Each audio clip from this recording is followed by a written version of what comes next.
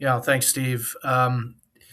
Like you, I started with Chinese language at an early age. I studied in college, so an early adapter when everybody else was studying Japanese, or if you were interested in security or military issues, maybe Russian.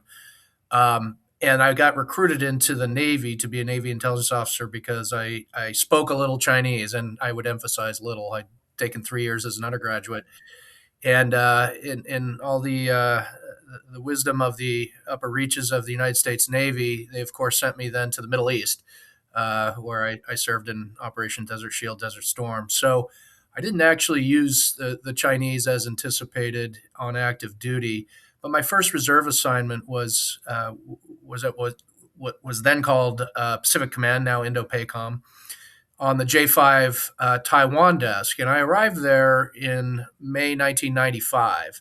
And if you remember your history, President Lee Teng-hui went to Cornell University and gave the commencement address in May 1995. And I said, "Whoa, that's interesting."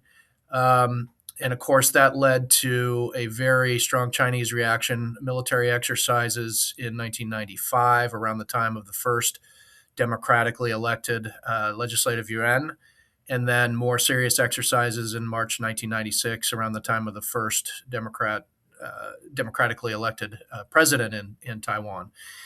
In the meantime, in June, July 1995, I got recruited as on the civilian side to go to the Office of the Secretary of Defense and work on the China, Taiwan, Mongolia, Hong Kong account.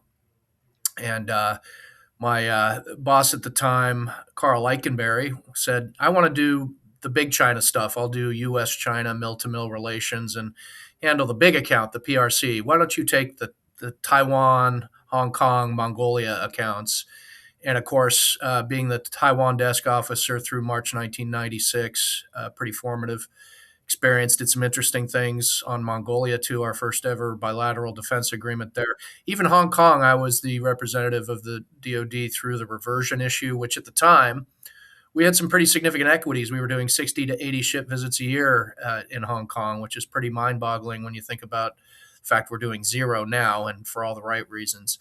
But certainly, the first time I worked a China portfolio, being in that period where China ramped up the military exercises and coercion and intimidation of Taiwan, certainly was an indelible impression that sort of cast me in the direction of having an interest in working on security issues in the Taiwan Strait and then ultimately the broader Indo Pacific region.